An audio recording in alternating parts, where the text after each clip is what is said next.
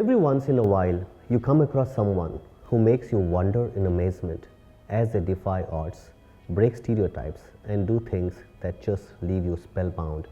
Here is someone who has not only broken the odds, but has gone all out with a single minded focus.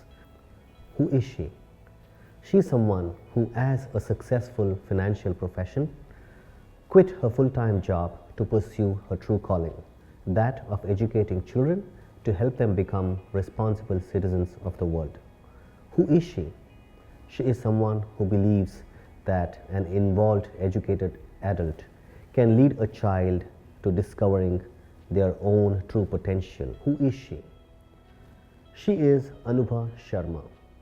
Anubha is the founder and CEO of AgelXpress Foundation, which is involved in providing children, specifically the underprivileged children, an opportunity to learn and grow to be responsible citizens of this world. Anubha founded AgelXpress Foundation in the year 2012. So Anubha, thank you so much for being on the show. Welcome. Anubha, let's talk about Anubha the person, the woman behind the face that everyone knows. Who is Anubha? A woman of fairly strong convictions, a lot of self-belief, and a desire to do something to the best of my capacity and capability, and to continuously grow in my life as a person, as a human being. Tell me about your growing years, your family, your surroundings. Where did you grow up? So I grew up in Kolkata. There were three of us. Parents left us fairly alone to figure ourselves out, which is very unlike the monitored life kids lead today. I remember life was all about going to school, rushing back home, dumping our bags to go down to play, and playing was fun. I mean, we had there was so much space and there wasn't that much traffic. You could play cricket on the roads on a Sunday. It was a fun life, very, very remarkably unremarkable life, in fact, growing up years. So were you exposed to things like art and culture when you were growing up? Oh, definitely. Kolkata is a city of a lot of art and culture, and it just gets imbibed into you, that love for good writing and good cinema and good poetry, and those things just, I think it's in the air, and you can't avoid them if you've grown up in that city. Absolutely. So tell me, everyone has our experiences during the foundational years as we grow up, etc. What were some key messages, key values that you grew up with? What did your parents and teachers teach you that still remain in your mind as strong impressions? I think growing up, the strongest influence was that of my father's, who was a very content person. I mean, he believed in hard work, in sincerity. Those were the values that we received from everybody around us, that you be truthful, you be good, you work hard. But I learned contentment from him. I learned generosity from him. He was a very generous person also, and he could turn nobody away from the door. Anybody who, he would always want to give. Another strong influence was a story that I read. I must have been about 14, 15 then. And I read this story about this French man who used to live in Kolkata, who had adopted 5 children from the streets, off the streets. So these children who were beggars, they were going to the best school in Kolkata. And they had lives like ours. They had regular homes, they were studying, they were good, some were good at sports, some were good at other things. And it was so amazing, the thought that, from that child that you see when you're passing by on the road, now these kids had lives like ours, safety, security. So that left a very deep impression for the fact that here is somebody who could make a difference, and he made the choice of doing it. Here is a real life Superman, and that there are people like that who can help and will help. And then that probably explains what you're doing right now, in a way. Generosity is something that is pretty obvious as a value based on what you're doing right now. What about contentment? How contented are you today with what you're doing, and is there still space for you to be contented? I find myself far happier than I've ever been in my life doing what I'm doing. I won't say that this is the ultimate. There is so much more that can be done. barely touched the surface. I mean, today we're reaching 1,000. I would want to be able to reach 1,000,000 children through this. And what used to happen in when you're working commercially, there was that gnawing hunger to do it. There isn't that gnawing hunger anymore. I have an intent that it should reach out to a lot more children, and I feel confident that the universe will work its plan, and if it is meant to happen, it will happen. So that contentment is there, that belief in faith and things falling in place is there a lot now, that things, if they are supposed to work out, they will work out. We just have to try. So that kind of sets the stage for us to talk about your baby, that is the AgelXpress Foundation. So why don't we take some steps back in time, start with what led you to start AgelXpress Foundation? I took a sabbatical after 20 years of working for a year, and during this time I started volunteering, and during this time I got to interact with children from slums, and I realized the gap in their knowledge, which was really sad to see, given that they were spending so much time at school and they knew almost nothing, next to nothing, and they had such deprivation. So what happened was that one day one of the kids said that I want to sit in the middle, I'm feeling very cold. It was like 7 a.m. in the morning, it was chilly January morning, and I looked around and I saw half the kids didn't really have anything warm to wear. So the next day I put up a post on Facebook asking for warm clothes for kids from a certain age group, and somebody shared the message and it viraled, and I had 3,000 people calling me over the next 10 days, offering me help of all kinds. And that, I think that took me back to that same story that I just told you about, where you realize that people want to help. And here were people who wanted to help, who it seemingly they didn't really have an outlet for their intent to help. I said, I'm good at doing things, I'm good at connecting things. So rather than anything else, why this is so much more meaningful? There are people who want to help and there are kids who need help. Why not just create something that will bring the two together? Allow these people to do what they want to do and allow these kids to get what they need. So that was when you made a full-time commitment to this, mentally, emotionally? Actually, that took my spiritual teacher. He pushed me into it. When I told him about what had happened, he kind of told me that, this is the universe telling you that this is what you're supposed to be doing. At that time, I was quite incredulous. I was looking at him and saying that, boss, I've spent 20 years building a career. I don't know anything about NGOs. I don't know anything about education. I don't know anything about kids. You want me to take this up and do what? He said, I've said what I had to say. Now it's up to you. And because he said it, I didn't have it in my heart to not do anything about it. Right. So I took this on as a project. I said, okay, let me give it 6 months and see how it goes. And then that 6 months became a year. And so the first 2 years, everything went so well, I cannot tell you. It was like magic. You want something, it appears. You ask for something, it appears. Of course, it can't continue like that forever. Like, we've had rough times, we've had difficulties, we've had various issues. But those 2 years were so smooth that I just became so convinced that this is destiny and this is what I'm meant to be doing, and don't think about anything else. And I couldn't go back to thinking about doing anything else after that. I see how emotional this entire episode to you is, and I don't know, but I'm just seeing a very strong emotional connection with your spiritual master. So somewhere from being a non-believer. Oh, you were a non-believer? Yeah, kind of, it's cool to not believe when you're a kid. And from there, you start seeing things, you start understanding things, and you start believing things. And then, in your life, certain things happen which almost feel like divine interference. Right. And then you start, okay, let me not mess with this. And then you start doing certain things which bring you to a phase where life just starts feeling so different. Yeah. So I'm in that space, and I've been through that, so I'm very happy. So what are the typical challenges that you face in running the foundation? Any enterprise needs a lot of inputs. Our raw material is time from people, money, of course.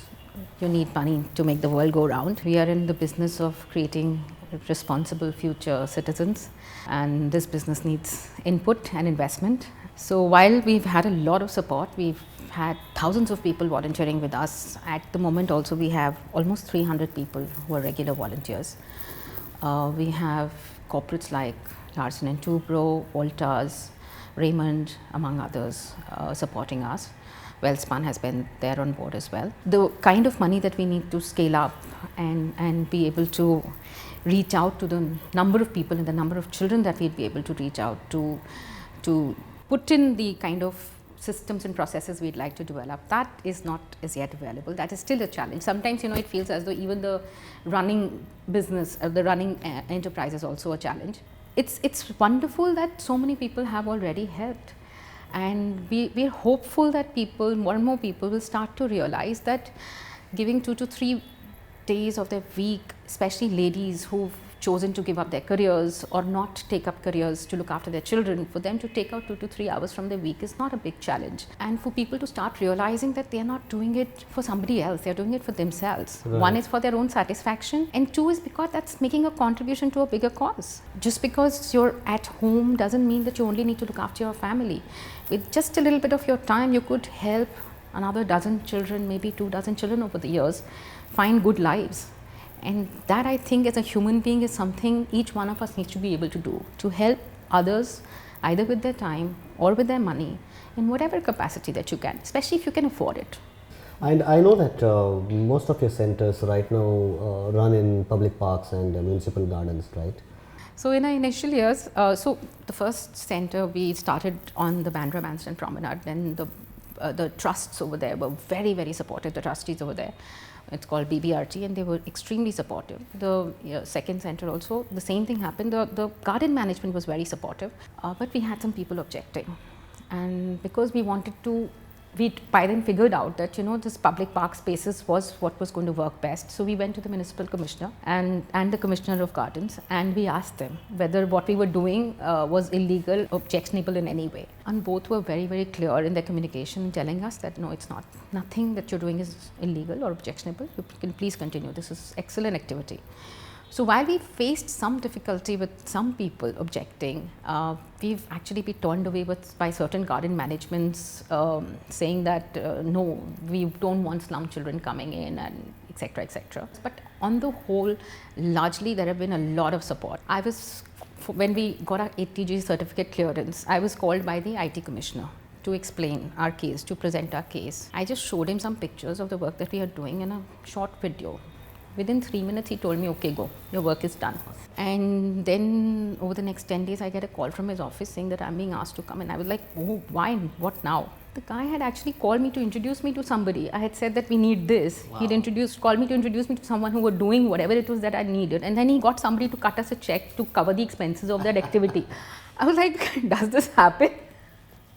But it's been amazing. These kind of things have been happening to us all through. Good begetting good, isn't it? What about the support or resistance from parents themselves? So initially there is a little bit of, not very sure, is this a play thing? Kids also come, parents also not too sort of convinced. And then they start handing their children because the children are getting a lot of things. And that is also our initial intent, give away a lot of things so the children start coming, get used to the space. And then gradually they stop caring about the things. So initially they'll get a lot of clothes, shoes, toys, food every day. Food every day is anyways, it happens. And we do 1 toy distribution a year, and we try and do clothes and shoe distribution so that the essentials, see, we all have children in our homes who grow up too fast, the things are in good shape. Why not pass on to kids who don't have enough? And here's an opportunity of some place where you're going, where you're seeing these children every day, you'd like to see them in a better space. So parents are initially a little, not very clear as to why this is happening. But now what is started happening is we started doing PTAs where we're trying to explain to the parents, what is it that we're trying to do with the children? We tell them, ask the child what he has learned. Ask him to teach you what he has learned. And support him. If you're telling him not to use abusive language, don't use abusive language around him. If you're asking him to put garbage in a dustbin, please do that at home as well, so that, whatever it is that we are teaching him, he holds that in value. And what we're hoping for is that with this, it is not just going to remain to the children who are coming to us. It will also go back to their families and their surroundings and their neighbors. More of a holistic social impact through education, right? Yes. So let's talk about your journey as a woman in general. What are some things that stand out, whether it is running the show at AgelXpress Foundation or growing up as a girl and especially as a girl or a woman? What have been your most significant positive and negative experiences? I have never really felt the difference. I mean, it's never really mattered. I've had a very supportive family. My father, he was all for becoming whatever it is that you want to become, like my mother also. They've never really tried to hold us back, and which was a great support to have. I am a single woman. I have never felt a sense of unbelongingness with any of my friends, whether it's married, whether it's single. Of course, you hang out much more together. So I've been very fortunate. I feel that I've encountered only people who've never really made it a big deal out of my being of whatever gender. Right. The only time I was like really taken aback was when in Bombay, I was looking for a house and I had a meeting with this gentleman who looked at me and he said, "Are your parents going to be living with you?" I said no. And he said, "Sorry, then I cannot give you a house. We don't give house to single women." And I looked at him, I said, "I'm 42, I'm senior vice president in a company, in a large organization. You're not even very old. You're like in your early 60s and you want to hold that against me, that I live alone?" I was incredulous, but that struck me as to what women must be going through, other single women must be going through in trying to find a house in the city. I mean, how can you discriminate against people like that? The beautiful part about the girls coming to AgelXpress, I feel, is that they become more confident. I've seen them blossoming into individuals who believe in themselves. Like a lot of the girls from where they come from, they get married very early. Couple of years after they've started coming, we've heard girls say that, okay, we want to do something with our lives, we want to become somebody. So that's amazing that, these children now have the desire to be some, because they've had mentors, they've had role models to look up to, and they also generate the desire to be somebody and become someone. Absolutely, and it's great that they are standing up for their own identity, what they believe in, Yes, etc. yes. I would like to take a step back to what you just said, and as I said, it is about inspiring as a woman, right? And there are stereotypes, there are social norms about what a woman should be or an ideal woman should be, especially in a country like India. So you being single or choosing to be single, right? Did the social norms or societal pressure come in the way, or was there any kind of pressure? I know that you had a very supportive family in terms of your parents, but otherwise friends, relatives, etc., sometimes they can be more fill you with more tension than others. So any time where you felt the need to buckle under pressure, or you thought things, oh no, it's too much of pressure? Some stories. So I'm not the kind who buckles. Yeah. So yeah, I mean, people talk, and I'm very good at shielding myself and screening myself off. And I think my parents took cues from me, and they kind of stood up to say, "Okay, listen, my daughter's doing so good. I don't think anybody has a right to say anything about her. She's happy. That's what makes me happy. So please back off." They started to learn to say that. Wow. Beyond a point. Wow, that's really inspirational. Let's talk about, yes, you're single, but then definitely there are many men that you would have encountered in your life as a part of your work, as a part of your social life, etc. What role have men played in your life? So I'd like to hear about some specific stories about the role that men have played in your life. You definitely spoke about your dad. Anything that stands out? So I'd like to mention two things. One is, of course, my family having been very supportive, and then my spiritual teacher, who's been a great influence on my life. I mean, I'm a person, I like being. I enjoy being in my own skin thanks to him. I wasn't like this 10 years ago before I met him. Most of my colleagues have been very supportive. I was never made to feel that you're a woman and therefore you're different or anything. I mean, I was always encouraged and supported for the work that I did. So I really have nothing negative to say about men. There's always good things to say about men, actually. Yeah. I was actually wanting to hear some good things, positive things about me. I think that I'm still single also says something. Yes, I'm sure people are watching you. Okay. So in this is a very interesting section, this is a very interesting segment where we're going to talk about these kind of biases, stereotypes, how they play out in numerous ways in real life. And I'm going to just verbatim say a couple of things. These are actual statements made by people. So I would like to just hear your quick reactions without even too much thinking, etc. What are your reactions when you listen to these statements, right? So the first one, women, by doing jobs outside home, are depriving men of opportunities to work and be successful. Their role is to be at home and take care of folks at home. So I don't believe in reservation. I think every job deserves the best person to be able to do the job.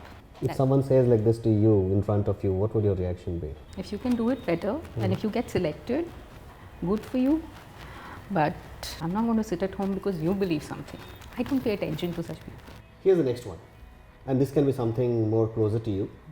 It says women can never be successful as an entrepreneur or a business person or a leader. At best, they can be good employees. I look at the fact that there are women who are giving 4 to 5 hours a day. I mean, there are chartered accountants, there are MBAs, there are women who after 10 years, 15 years of career have decided to stay at home for children after giving up very big jobs and roles. I think that takes a lot of heart for somebody to be able to do that. And these same women are today coming out and giving anywhere between 3 hours a week to 3 hours a day to work for no pay because they believe that they want to give back, that they want to do something, they want to contribute towards a bigger cause. I think that says a lot about women and their capacity. Absolutely, and but you know the beautiful thing, or I would say the irony here, is that these are, as I said earlier, these are real statements made by people, which means there still exists some kind of Yes, I mean, see, there are people who cling to a lot of beliefs which don't really hold true in this world anymore. But there are all kinds of people. You have to live with them in society. You can't kill them because he doesn't believe what you believe in. It's okay. Let him believe. Coming back to AgelXpress Foundation, Anubha, if someone is interested in helping you out, if someone wants to contribute or in any way, how can people be helpful to you? Where should they go? So definitely, with time, the whole intent of this enterprise is that people should utilize their time to help children. So you can most definitely help with your time. Our website is www.angelexpress.org. There is no E in the express. Please reach out to us. Or you can write to us at info@angelexpress.org. We will give you information that is required of our available centers and spaces and what is it that you can do with us. Or if you can also spare money, please help us out with money because we need money to keep running and we want to grow. We don't want to just stay with 1,000 children. We want to be able to reach out to 1 million. And we're offering free consultation. If you feel that there are people around you that is who are willing to do something like this, and there is no center, but there is either a covered garden or even a covered parking lot or a community hall where you can have these classes and help maybe 20, 50, 100 kids, please reach out to us. We'll help you set up. Awesome, fantastic. So as a parting message for all the women around the world, especially in a country like India, what are some 1 or 2 key messages that you would have for them? I want to tell the girls, every girl in this world, that you are an individual first and you have a right to realize who you are, what you are, and not live your life by anybody else's dictates, even if they are your parents. They may think that they want the best for you, but then that may not be the best for you. So whether it is through discussion, whether it is through love, it is very important for you to get the people around you to start thinking about you as an individual and as somebody who is capable of living life on your own terms and responsible for your own terms. So if it means working hard, studying hard, doing a job, standing up on your feet, do whatever it is that takes, be independent and be responsible for yourself and convince people around you that you can look after yourself. Very important. Fantastic. And what messages do you have to the parents of such girls? I'd like to say be like my parents. Give them the space to become what they need to become. Be responsible for the children that you've brought into this world and let them be happy people. Fantastic. Anubha, thank you so much. You are such an inspiration for all the people around, all the women around and the girls. And I'm sure this show and your presence on this show will definitely have an impact that it is supposed to have for all the girls and women out there, for society in general and for you. So I really appreciate it. And as a token of appreciation for you being here, I have a little something to give you. So this is from all of us in our Thank team. you so much. Just It's been a pleasure being here. Thanks for being on the show with me. Really appreciate it. Thanks.